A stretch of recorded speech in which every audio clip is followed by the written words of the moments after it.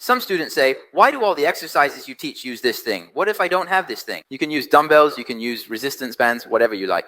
My main focus is to address those yoga studios and Pilates studios that only have Pilates equipment and no large machines. Their members want to lose fat, but they don't have strength training because they can't increase the intensity. At this point, you can use this. You have dumbbells, you have barbells, and you don't need to buy large equipment to place there because your studio might only be 200 or 300 square meters and you simply can't fit this equipment. In this situation, you can use this, and for personal training at home, you can use this as well. But if you are already working in a large fitness club, you can of course directly replace these things with dumbbells and barbells and just adjust the sizes accordingly. What I teach, if you don't understand, you look at the movements. If you do understand, you look at the methods. You just need to learn the methods, know which angles, and then you can make certain muscles contract more tightly.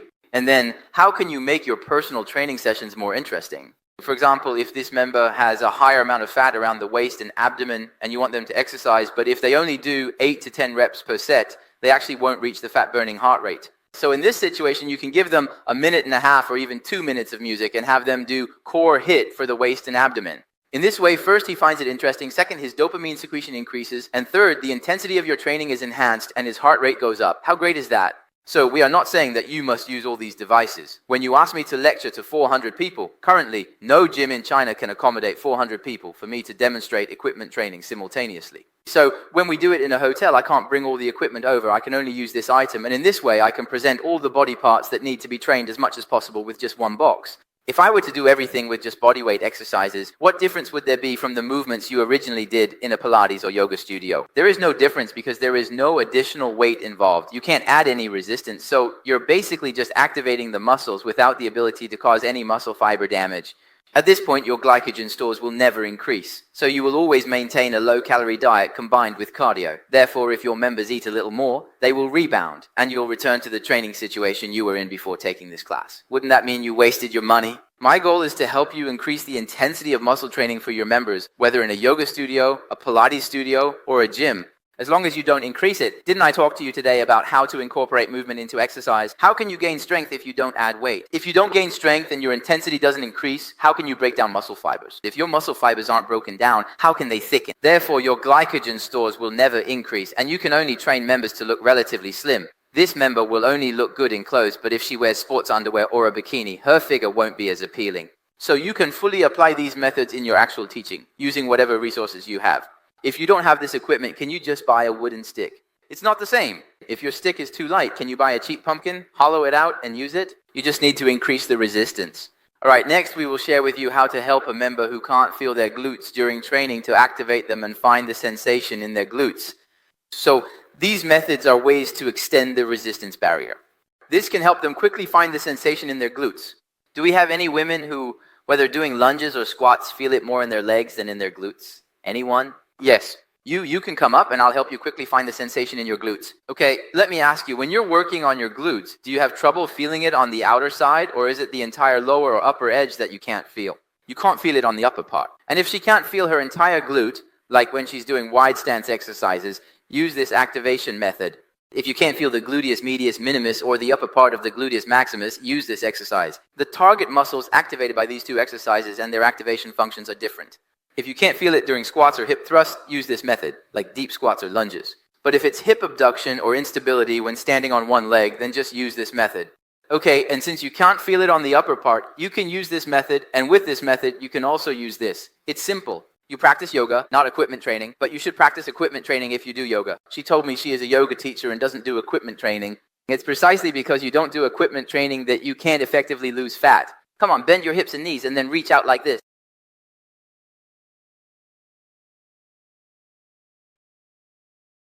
Good. Press down with the ball of your foot. Press down with the ball of your foot and move your hips towards back, right? Then move a little towards the center, then down, up. You can lightly tap the ground.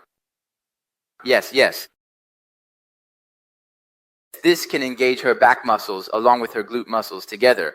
Because her resistance arm is very long, the longer the resistance arm, the better her stability needs to be. Otherwise, the pressure on her will be quite high.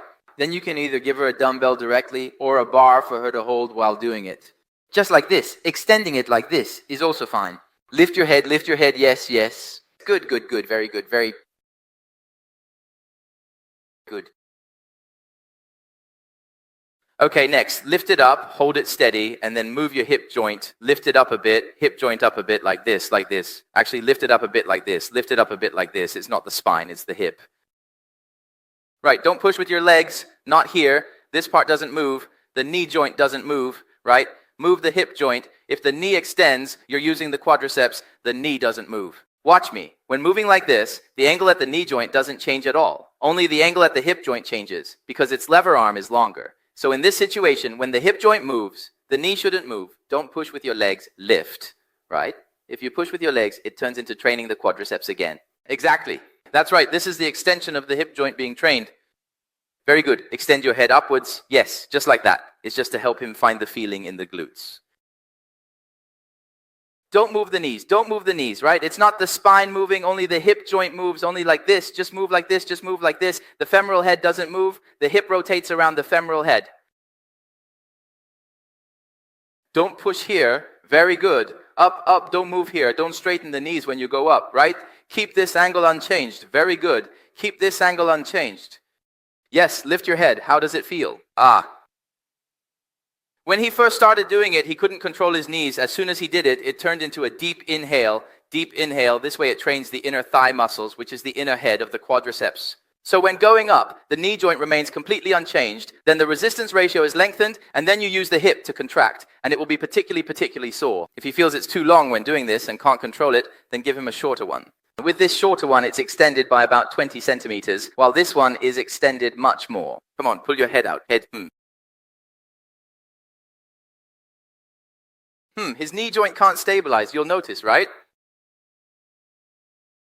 Yes, because he doesn't do much equipment training usually, so his overall control of the movement isn't very good. So what to do in this situation? Sometimes I do this. Have you ever seen kinesiology tape? Yes, after keeping him stable at this angle, I will apply it to him.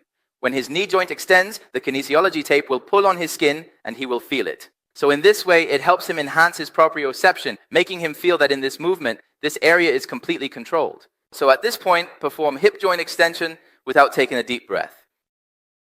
Hey, do it like this. That's a bit better. Hey, as soon as he raises his hand, it doesn't work. But when he lowers it, it does. What does this indicate? It indicates that the strength of the muscles in his hip is insufficient. When resistance increases, he has to compensate. Hey, that's a bit better. A bit better, okay. Try raising it a little higher. Raise the stick a bit higher and see. No more. Lower it a bit. Lower it a bit more. Okay. Lift. Yes, this angle is okay. Okay, so you need to slowly find this feeling. Do you feel it now? Yes. Now you found it. So for him, if he stretches too far up, it's not easy for him to find the feeling.